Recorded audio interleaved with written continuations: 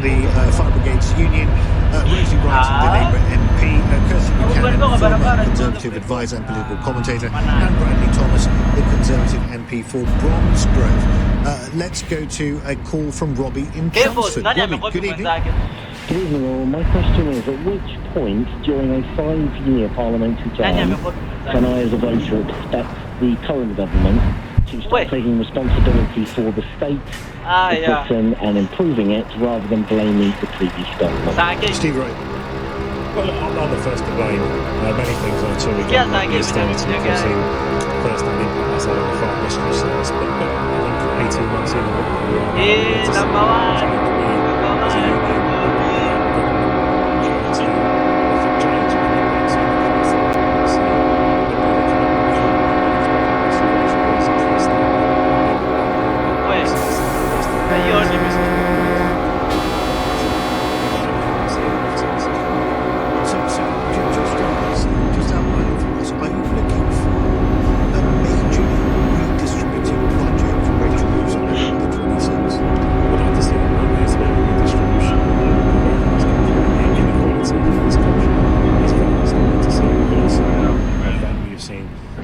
get a whole lot richer over many years. Just exasperated all of that. But I want to see investment in public service. I want to see investment in fire rescue service because the cuts in our services are so deep. Fire services on its knees. We sit here today with cost of the bonfire now stretched to limits that we haven't seen before. We saw it across the summer during wildfires. We've lost 1 in 5 firefighters during the last 14 years of Tory rule. And whilst we're hearing nice words from the Labour government, the Labour versus I see that there needs to be a fundamental change. Bradley Thomas. Classic Labour government conduct, classic things that a Labour government does, tax and spend. It's all talk about sort of people paying more through their taxes. They talk about investing in public services, but productivity is going down. Last year when Labour got elected, came into government, we saw inflation busting, pay rises for their unionised paymasters, but public sector productivity has gone down. And we are just seeing a complete collapse of confidence in the economy. So look at the main economic metrics, right? So the economy's inflation is not where it should be.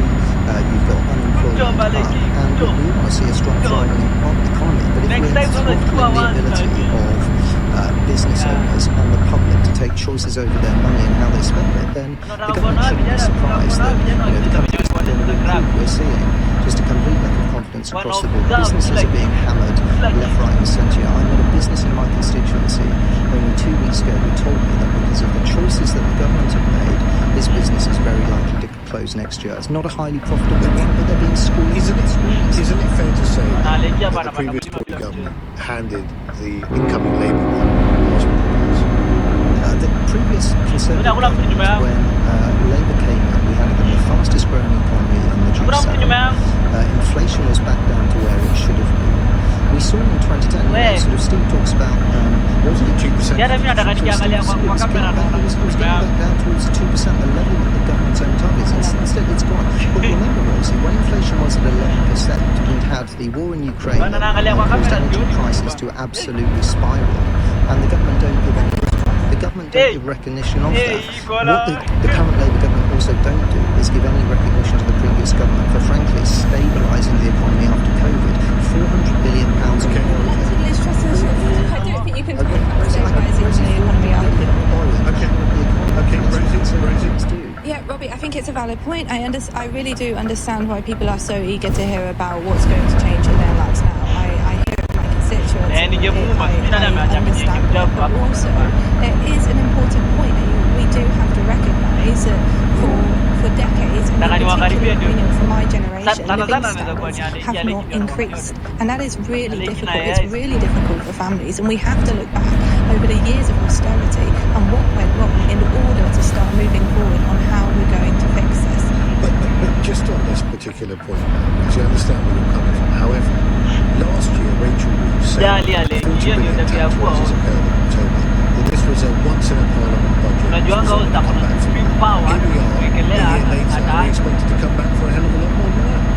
What I want is a fair economy that is going to work for the people in my constituency who I think of every single day when I walk into work. that is that people are going to work, they work hard jobs, and they don't quite have money at the end of the month. They're still worried about their weekly shop. They're still worried about how they're going to pay for their energy bills. I think they want an economy that is going to work for them. I believe in the previous budget we made Labour decisions in order to fund the NHS, and I trust Rachel Reeves to make Labour decisions in this budget that is going to rebalance our economy. But when's the blame's going to stop? When is the blaming of the previous lot going to stop, Rachel? And some accountability going to come?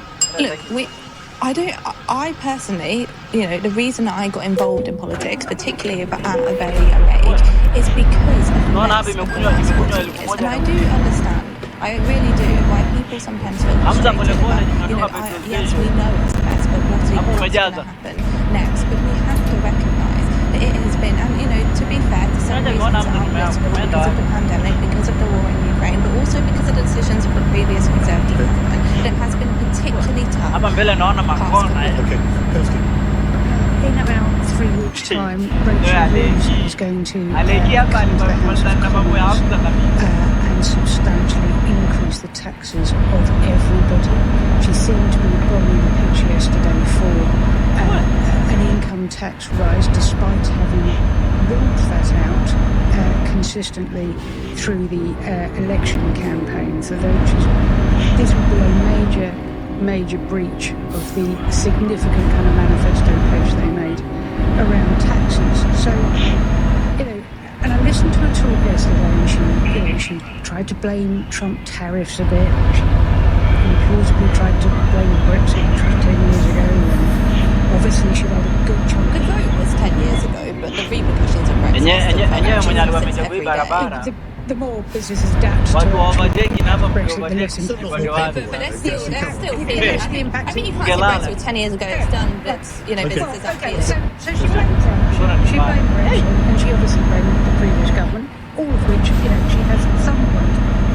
But if you come in as a government and you bet the farm and in your first budget you slap £24 billion worth of tax increases on businesses who are the engines of growth, pardon me if you turn around and say, do you know what?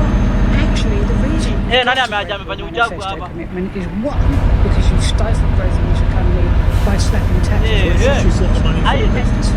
Because it's 160 working majority. You can't get your own backbench to start on a relatively modest, I don't agree with it being hit, but a relatively modest welfare. But Kirsty, we were still recovering from what I refer to as the summer internship premiership of Liz Truss, which completely lost credibility amongst the bond markets when it comes to lending in this country. Where should Rachel Reeves have got the money from, if not from an increase in employers? No one insisted that Rachel Reeves had to go on a £70 billion spending spree in her first budget to fill a £22 billion And to fund the NHS. That was an ideological choice. But what choice would you have made to fund the NHS? But £24 billion worth of taxes on business. What choice would you have made? But what choice would you have made? Okay, let's hear from people on waiting lists, not unable to work because they cannot get an appointment. Yeah, but it's coming down because of the decisions at this. And despite spending 29% increase on residential doctors' pay, they're coming back for a second round of strike actions and another demand of 29%. I think we need to hear from our union boss, Steve. Well, yeah, I just wanted to come up on Bradley's point, actually, from Conservative government that I think is largely irrelevant in politics today, but to come out with lines of inflation-busting pay rises. It was. Well, look, 6.5 million people are members of trade unions. They're still living with a cost of living crisis who are expected to pay back for the years of austerity because of their government. And look, the wages have been suppressed of our members, of other union members, by that government. And when you talk about inflation pay rises, I'd like to see where they are, because the majority of workers' pay has been suppressed over many years. And then you start talking about businesses, big businesses, billionaires, you're talking nothing about their mortgage, when actually you're just some workers who are on the front line. Steve, let me ask you this. Do you think that Labour should have given an increase in pay to the rail workers without any quid pro quo in terms of working practices?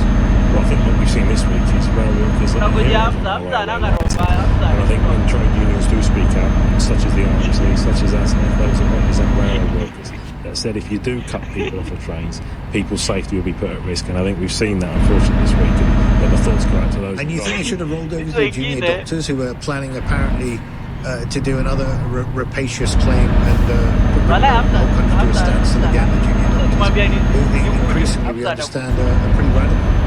But workers, no worker takes strike action lightly. It's a tough decision to take. I've taken it on 3 separate occasions. It's a difficult decision to take. But sometimes you're left with no other option than to do that, to protect your wages, to make sure that you can feed your kids, you can put food on the table at the end of the day. And look, this is the world we're living in.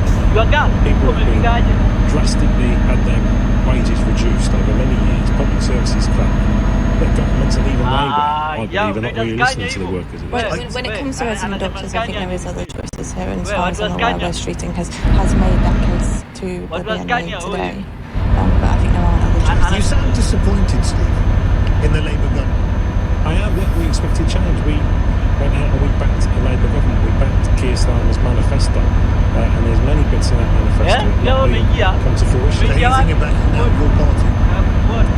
Not in Sultana. No. Our union is part of the Labour government. Look, the Labour Party was born out of trade unions. The Labour Party needs to start.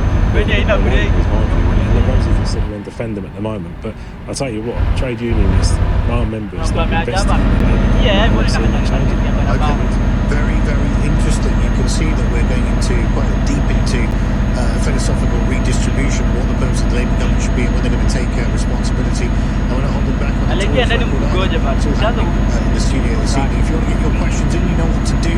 To the panel, 0345 6060 973, text 84850. You're listening to and watching Ali Mirage with my panel on Cross Question in Jordan and Dale. At 8:30, the news headlines with Daryl Jackson. Released from the same South London prison. It was a court mistake while the other 24-year-old registered sex offender wasn't reported for 6 days. He's not an asylum seeker. The father of the Southport attacker says he was frightened of his son but didn't report his violent behaviour because he had been taken away.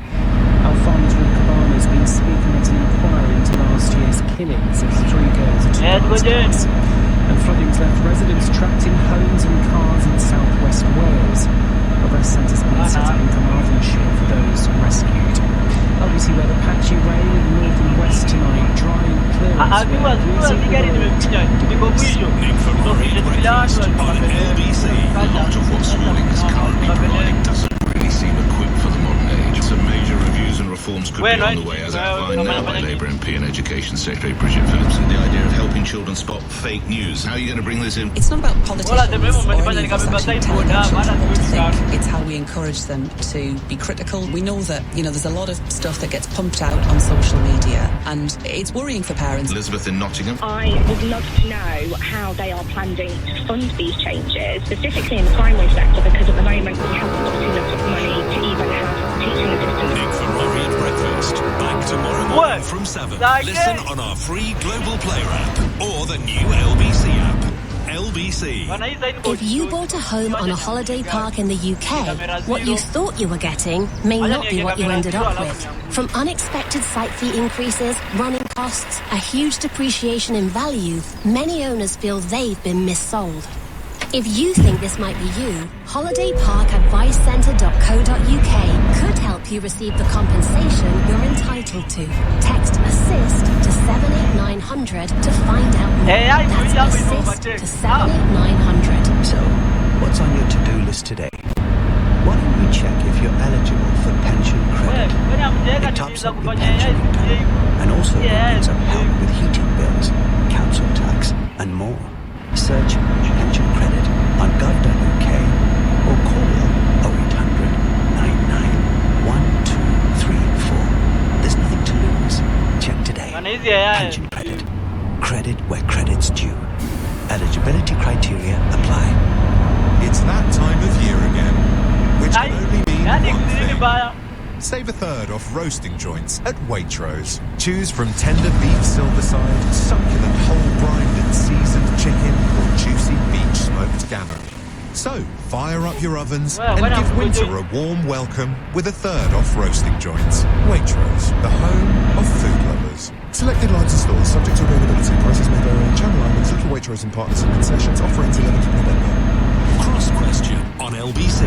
Text 84850. Ali Mirage on Cross Question 8:33. I'm joined by an absolutely top-class panel this evening of Steve Wright, General Secretary of the Fire Brigades Union, one of the most preeminent union bosses in the country. Steve, very good to have you. I understand that you've looked forward to a new book that's just come out called Culpable about deregulation. Tell us.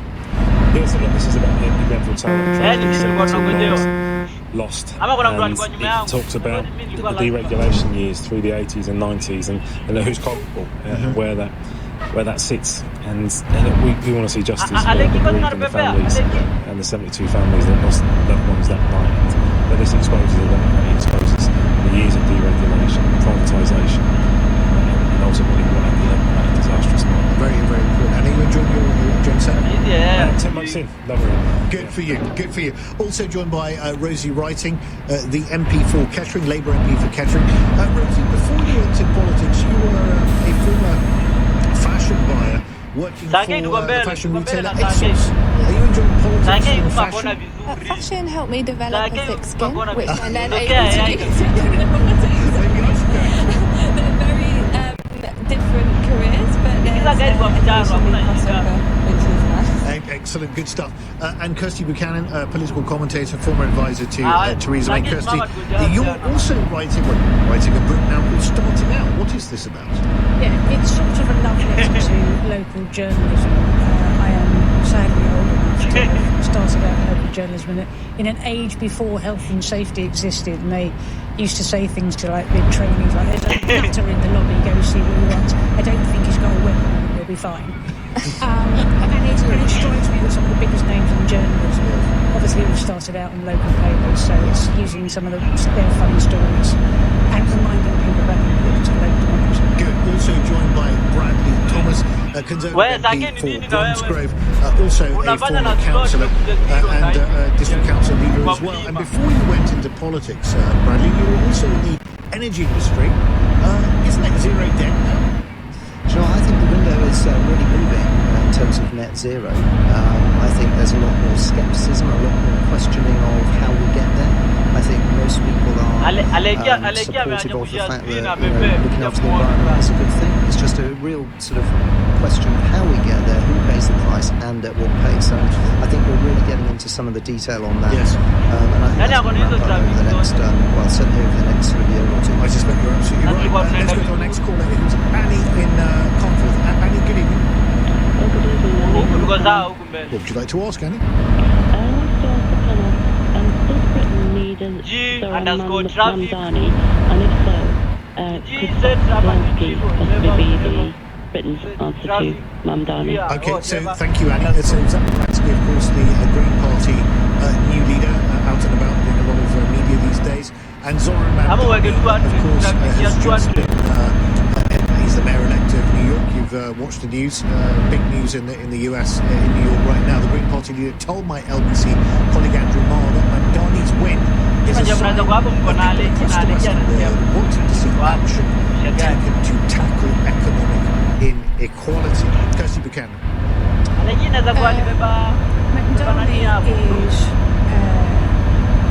is probably one of the best political communicators I have ever seen. Wow, and you've worked with a lot. He is incredibly charismatic. He has sensational message discipline. And you've seen that throughout the campaign. He came from absolutely nowhere and garnered a huge turnout and a massive vote. He has something that no amount of training, even from a great comms professional, will give you, and that is charisma and conviction combined. So once you've got clear narrative, and what he's managed to do is turn himself into Mr. New York. You know, there are question marks about some of his politics, but actually what he said to New York is, I will fight for you, I will fight for all of you, and a more affordable standard of living for everybody. Is that man? Don't think so. That's not lacking the charisma department for me. I always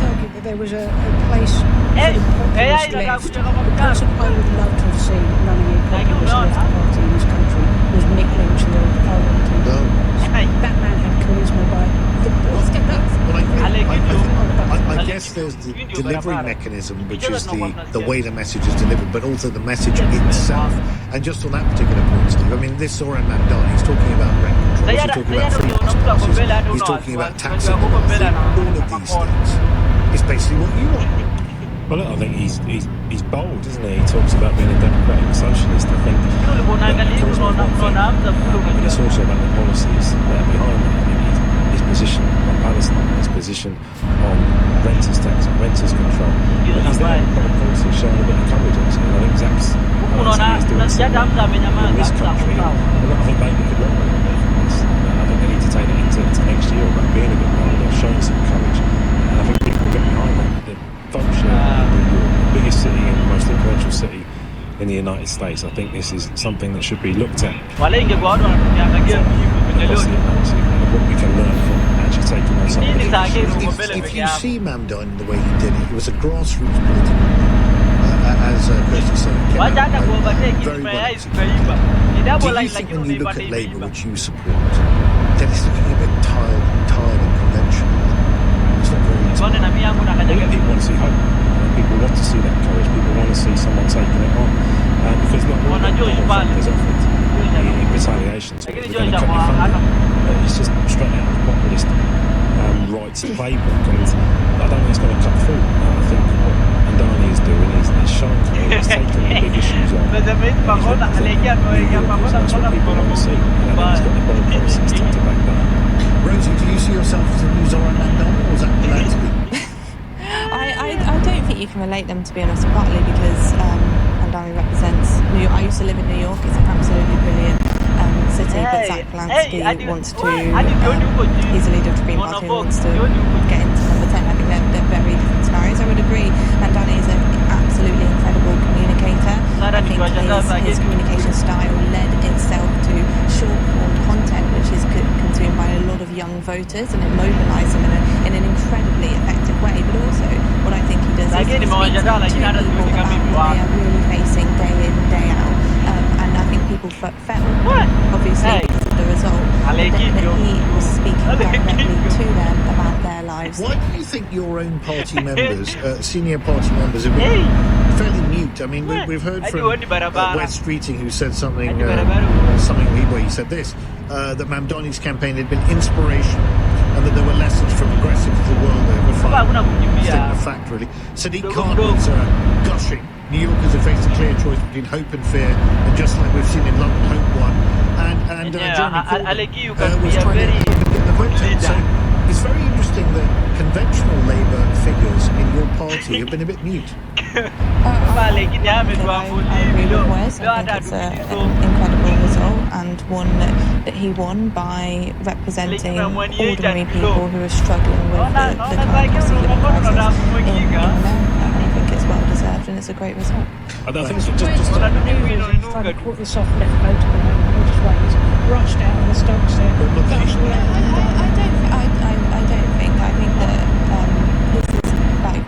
this is about communication style, and I always think I'm slightly biased, but Wes has always been incredibly effective communicator in the same way. They've both done what Zach has done. He's shown that there is inequality in this country, and they're given options and ways to actually prevent that from happening any further and growing. I would disagree. I don't think Zach Balansky has it. There is a danger in all of this, though. I'd like to hear you with your Mandani, of course, and whether Zach Balansky could be wrong. There's also a danger if he's said all these things, including universal free childcare, free bus kit, and all the rest of free buses, and all the rest of it. If he can't deliver, he's really going to be in trouble. Yeah, well, look, campaigning is one thing and delivery is another, and I think it's right that, you know, the electorate across the world in all manner of countries want to feel that they're voting for a better tomorrow. But there comes the cold hard light of day when politicians have got to try to, when you look at some of the stuff that has been promised in this election, things like state-owned grocery stores. I mean, it's just utter madness. The reality is, governments have got to present something that will get them elected that they can then deliver. Because I think the biggest sort of reason that we have such deep levels of apathy in political systems across the West is because of perceptions of non-delivery. And, somehow our political systems have got to bridge the gap between political communication and delivery. It's really easy for any politician to whip out about sort of a quick bit of rhetoric, but then if they win their office, they've got to deliver. What's wrong with a bit of hope? There's nothing wrong with hope. I said everyone wants hope. But the Tories let us on Meloni's campaign. We've also got to sort of not make false promises that we can't deliver, and that's ultimately the biggest litmus test for every politician. Do you mean like abolishing stamp duty? No, because we've costed that. Take the current Labour government. Rachel Reeves promised this was a once-in-a-parliament budget last year where she wouldn't raise taxes. Yet yesterday, because the bond markets are shaking, she had to give a speech to sort of, wash the nerves of the market in anticipation of tax rises that are going to come in a few weeks. But that is delivery. You have a party conference where you literally just unfunded tax. Absolutely not, Rosie. Absolutely not. We've seen a Labour government that is having to renege on its promises last year. The Chancellor has gone herself into a real dilemma, back against the wall. She's going to have to put up taxes when she promised the British electorate that she would do no such thing. And that's because the government made promises last year, and it's quite clear that when Labour got elected last year, I think they assumed that there would be some kind of moral superiority that would sweep in, that life would be so much easier. Governing is difficult. Politicians have to spread a message of hope, but they also have to be honest with the electorate as to what can be delivered and ensure that we deliver so trust in politics is restored for all. Kirsty, just a quick one, because you've worked with different politicians over time. You talked about the messaging in your first answer. When you look at the political class that we have in this country here across the board, what do you think of the quality of political messaging we have from our leading politicians? Because I think it's pretty woeful. Well, I'd like to be able to tell you, but I don't know what the political messaging is. We still have the Prime Minister who doesn't have a clear and compelling narrative. We've had, far too many years of Conservatives who have been too busy fighting like ferrets on the sack. Now, you're right, obviously, Mamdani's chance of being able to cash the cheques that his mouth's been making over the last few weeks is almost zero, because quite a lot of the levers aren't in control, in state control. And the governor of New York doesn't seem to be particularly keen on giving him the money that he wants to lavish on his New York constituents. So, look, you can have charisma, you can have policies. Delivery ultimately is the thing. Delivery ultimately is the thing that will get you. But one lesson that everybody should take from Mamdani is, this isn't going to be about immigration. This isn't going to be about identity issues. All elections ultimately come down to cost of living. More secure and better off at the end. Absolutely. Very briefly. Mamdani as well. It's really great to see a young politician in America do well. I think it's quite hard for young politicians. Mid-30s. Yeah, and from such humble positions. Yeah. Yes, I mean, humble. I mean, his father was a professor at Columbia and his mother's a filmmaker. And he lives in a rent-controlled apartment. Yes, indeed. Interesting analysis going on. If you want to get your question in, you've still got 13 minutes to do so. So do it now. 0345 6060 text 84850. You're watching and listen. Cross question on LBC's LBC. Managing your business is a big task. To then stay on top of the numbers as well, you're only a human. That's why the Intuit QuickBooks AI-powered platform supports your business growth as the #1 recommended cloud accounting software. Intuit QuickBooks.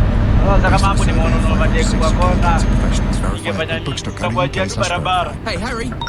Hello, mate. Any tips for the game? If it's games you want, your best bet is to check out BetVictor's casino games. They've got more games than your adult dinners. In fact, they've got more games than Las Vegas Gaming Convention's annual convention of games. Lots of games, got it. Yeah, there's over 4,000 slot games, including all your favourites like Big Bass Bonanza, live casino tables like Roulette and Blackjack, and casino games like Crazy Time. Listen to me. Make your best bet on BetVictor Casino. 18 plus. A safe trip begins with TRIP. Take a road trip with your family, get there safely. Do your trip checks. Jump up on island. What? Oh no, you are girl, father. You are girl. A safe trip begins with TRIP. You are girl. A safe trip begins with TRIP. do the 4-trip checks before every long journey. National highways. They say man cannot live on bread alone. Well, that's why they invented the toaster. Good job too. Otherwise, Warburtons, who are making this ad, might not have invented their, says here, iconic toasty loaf. And because of their, again underlined, iconic toasty loaf, Warburtons use the best wheat they can, thanks to the long-term relationships they build with their farmers. Good stuff. It's baked in at Warburtons. For more on their credentials, strength, search Warburtons Good Stuff. Cross Question on LBC. Ali Mirage on LBC Air 849, still joined by my cross-question panel, Steve Wright from the Fire Brigades Union, Rosie Writing, the Labour MP, Kirsty Buchanan, political commentator, and Bradley Thomas, the Tory MP. Our next question is a text question from Marie. The government's curriculum review came out today. Good news for those of us who for years have wanted arts to be on a par with humanities. What do you think are the most important things to teach our children in the modern age? And just by way of background, the curriculum review also introduces classes on fake news and misinformation, as well as exploring new lessons in artificial intelligence. Bradley? So look, I think it's really good that on the one level students are going to be equipped with skills so that they can help dispel misinformation. I think that's really important in sort of modern society, particularly with proliferation of social media, TikTok, etc. I'm just cautious that the government may not be shoring up the core sort of subjects, particularly when we think about what the economy is going to need given the threats that sort of the UK and sort of the West faces in the future, when we think about our need to sort of reindustrialise hard skills around things like science, mathematics, etc. I think we've got to be really careful around a slide backwards on foreign languages, which I understand is one of the risks with the abolition of the baccalaureate. I think broad curriculum is a good thing, but we've got to make sure that the government is engaged with the Why do you need to learn a foreign language you've got Google Translate? We live in a global world. Whether we like it or not, we live in a global world, and we interact with people from all different cultures all the time. I mean, we can't rely on technology, nor should we. Do you think that Bridget Phillips is basically taking a sledgehammer to the Michael Gove reforms? I think to a point the government is, and the previous Conservative government, for instance, really improved, some of the educational attainment for subjects including reading and writing, and I don't think enough credit has been given for that. But we've got to make sure that the education system is equipping young people with the skills that they need for the future, and sort of a real focus and really doubling down on those core subjects, English, maths, science, that will go a long way. About sort of slipping on subjects around climate change, that one has come up, and I think the government needs to refocus its efforts on the stuff that will really drive the economy forward and equip young people for the future. Kirsty Buchanan, just on that point, what are the subjects that are going to equip young people for the future? I mean, just to say off the bat, of the precious few things that you can say that the Conservatives genuinely achieved over 14 years in power, a significant improvement in literacy and numeracy was definitely one of them. So I'm slightly concerned about what is the problem that they think that they're trying to fix here. However, having said that, there is clearly a demand to shift away from the kind of old, it's a kind of new Labour hangover where we wanted 50% of people to go to university to get degrees and come out with massive debt at the end of it, so that they could all struggle to get entry-level jobs that now AI have come along and taken. I think there needs to be a complete rewiring in terms of our payment and respect for jobs that are technical skills jobs, manufacturing jobs, jobs in the caring profession. All of these are going to be the big kind of demand jobs of the future. My son came to me when he was 16 and he said, "Mum, you're going to hate me. I don't want to go and do A-levels. I want to go to college and learn carpentry." And I said, that might be the most sensible thing you've ever done. And he probably will. He can travel the world with throwing visas at those places. So that's where I think we need to go. And just on translation, I've now got an instant AI translator thing that I slip in my ear. So is it working now? So thank God I never bothered to learn a foreign language because I don't need them. Very good. Rosie, what problem is Bridget Phillipson seeking defence? Yeah, I feel this one quite deeply because I left school in 2016 to go to university. So I had social media in school, and I had there was quite a modern world, and I often felt like the curriculum didn't fit with the world around us. I remember being in school with a phone in my hand, like learning all these high-tech things, and really unable to communicate about it at all with the teachers around me because they just didn't really understand. It wasn't the understanding at that point. And I think this is something that we absolutely do need to fix, and we need to make sure that when a child or young adult leaves school that they're well-rounded and they're prepared for the modern world ahead of them. And AI tech is a part of that. But also when we talk about equipping young people with the skills that's going to help build the economy, I agree, Badly, and I think maths and English are always an important part of that. But I also think that when I hear from entrepreneurs or business owners about what they felt like they were lacking, often it is financial literacy and that financial education. At the moment, the current curriculum does just not. Do you think it should be based more around skills then, Rosie? Do you think there should be a skills element where people are taught about how to get a mortgage, are taught about basic financial literacy, accounting? Yeah, and this is about, like I said, creating well-rounded adults, because at the moment what we're finding is a lot of people are actually using ChatGPT to try and teach themselves about these things because they don't necessarily think this will offer something. I agree with that. A few months ago, Peter Bedford, Member of Parliament, he introduced a 10-minute rule bill on this to try and put financial literacy at the core of the curriculum, and I agree. In my life, I can't really recall any time I've needed to use Pythagoras' theorem, for instance, but understanding how credit works, access to mortgages, how sort of, the financial system affects day-to-day life, that's really valuable for everyone. So I think that should be at the heart of, sort of the curriculum. Steve, just to that point, sometimes kids don't actually know what's good for them, and it's not just a case of doing things that are immediately useful that you can see the relevance of. It's actually having an all-round education that will stand you in good stead for the future, including Pythagoras' theorem. Well, I think if the government already serious about children's education, they need to tackle child poverty in this country. They need to invest in the schools because 86% of schools are going to get less funding this year than they got last year. The Labour government now is spending £20 billion less than the last Labour government. So that's what we need to be concentrating on. I'm sure there are some good things within this. I haven't looked over the detail. But child poverty is huge. There's children going to school unfed, unable to have breakfast, and there's teachers taking biscuits to school to feed the children. So if we want children to be educated and learn, they need to be well fed and clothed before they Do you support the two-child benefit cap being scrapped?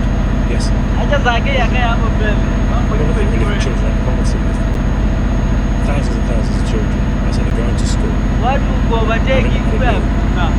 expected to learn when they're not using the for the last time they're in school. I think they're putting teachers in a precarious position, having to feed the children that they're looking after, caring for, and trying to educate. Until we fix that, I'm not sure any education manifesto pledges of what they're trying to do. I think all of it matters. It does matter, but then there needs to be in the budget, there needs to be investment in schools. You cannot have £20 billion less spent in schools, and then we're going to find out. You can't always continue to invest in curriculum that you're not changing. You have to do easy lift children poverty. Yeah, and I think that when we look at poverty, we also need to make sure that when they go to school they learn the skills that's going to equip them for a modern world. I don't think it's one or the other. Okay. I think you're doing about that.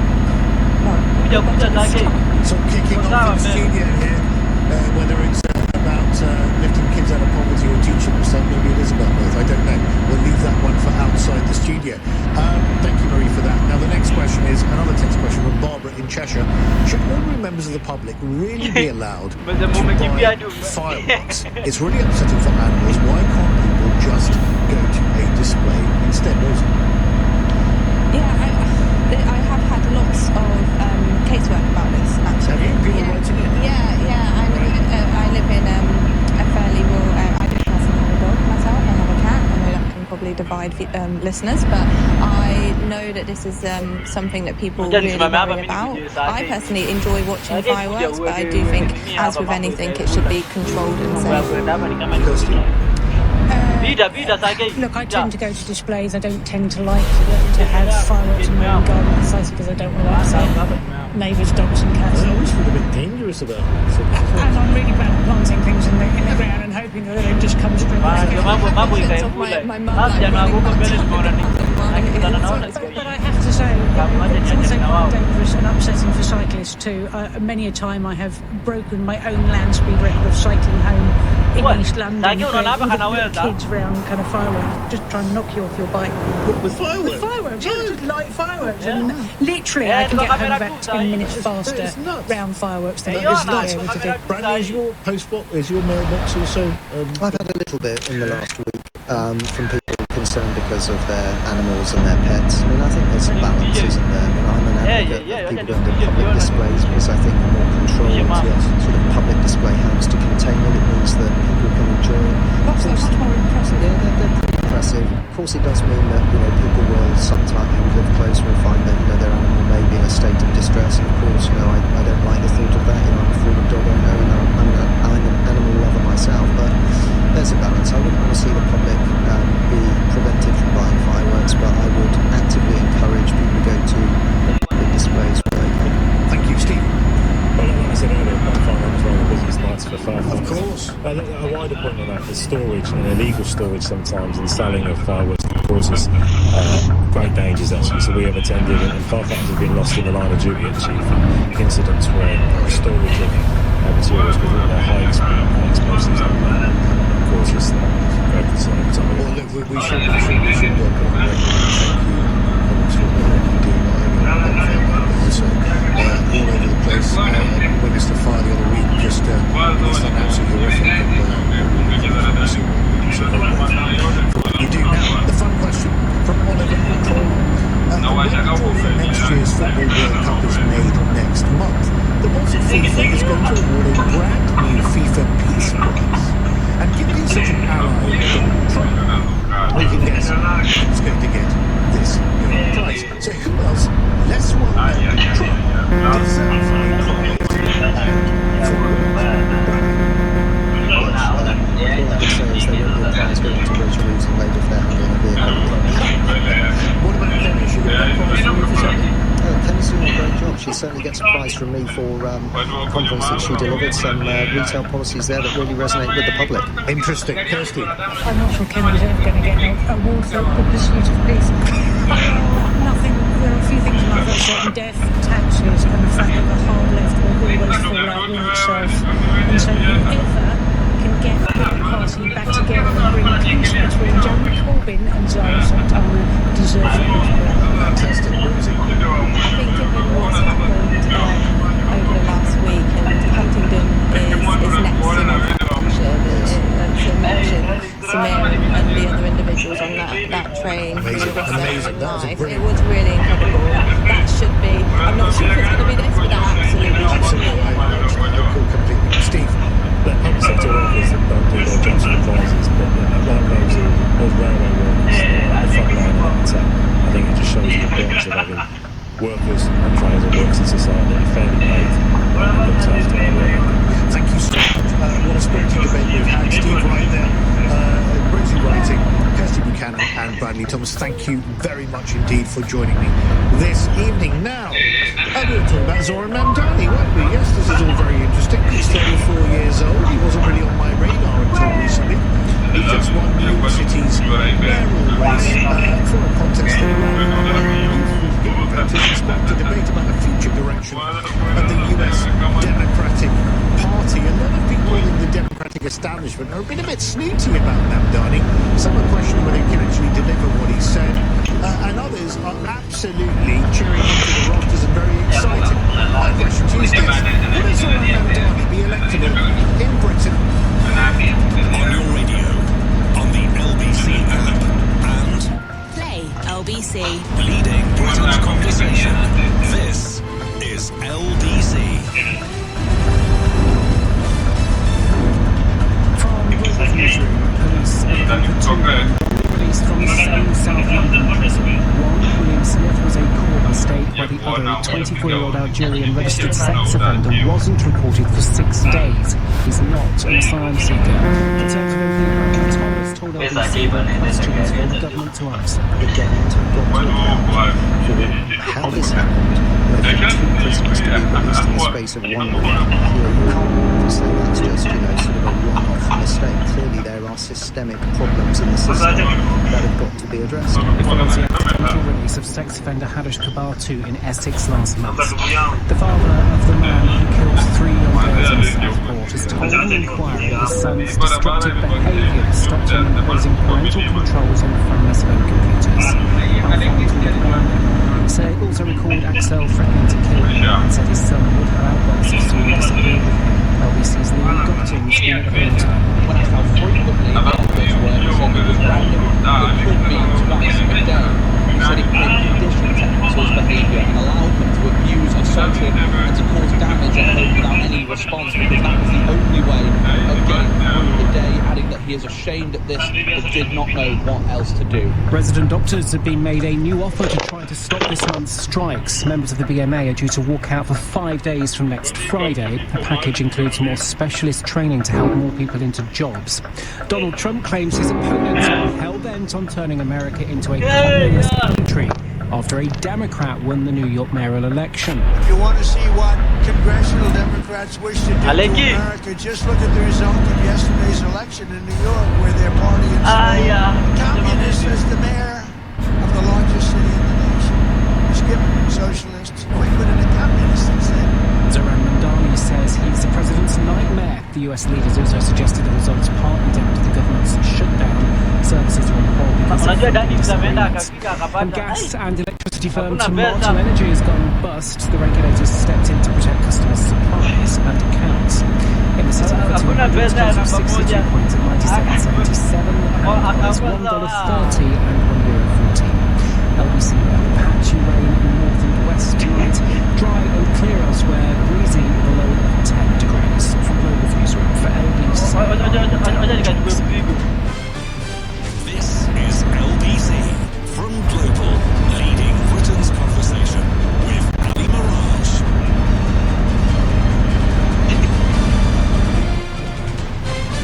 Ali Mirage on LBC in for Ian Dale, 5 minutes past 9. Now, in this final hour, I wanted to talk about what has happened in New York overnight. Not only because it's pretty fascinating, quite honestly, for not only just for political anoraks, but also because it does raise the question of whether someone like a Zoran Mamdani, and we'll go into what he stands for in a minute, could be elected here. Zoran Mamdani, 34 years old, has won the New York City race for mayor in a contest that rallied young voters and sparked debate about the future direction of the US Democratic Party. And he's certainly very powerful and has motivated a whole group of people, particularly younger voters, to get out and give him over 50% of the vote. Now we'll get a perspective from the US about Mamdani and what he stands for in a moment. But first, LBC's reporter Henry Riley takes us through who he is and how he's risen to become New York City's mayor-elect. Every politician says New York is the greatest city in the globe. Well, what good is that if no one can afford to live here? City Hall is engulfed in corruption. The cost of living is the real crisis. The mayor could change this. That's why I'm running. Just over a year ago, you'd be hard-pressed to find many people aware of Zoran Mamdani internationally, across America, and even in New York. The 34-year-old Ugandan Muslim immigrant settled in the States at the age of 7, and before entering politics, tried his hand as rapper Mr. Carnival.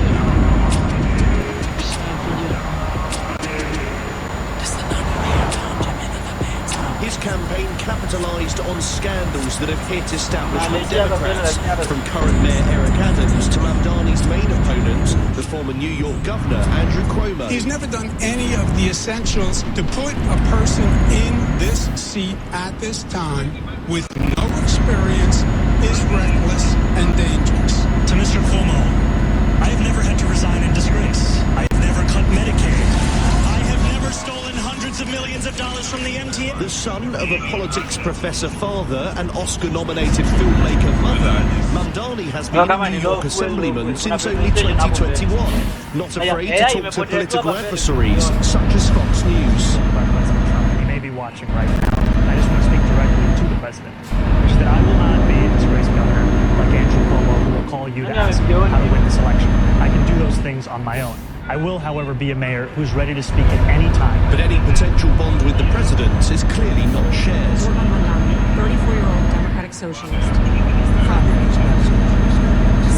He's far worse than himself. Some people have compared him to a left-wing version of you. Well, I think I'm a much better looking person. It's going to be hard for me as the president to give a lot of money to, because if you have a communist running New York, all you're doing is wasting the money you're sending. He's been satirized on Saturday Night Live. What's your go-to bagel order, Mr. Mamdani?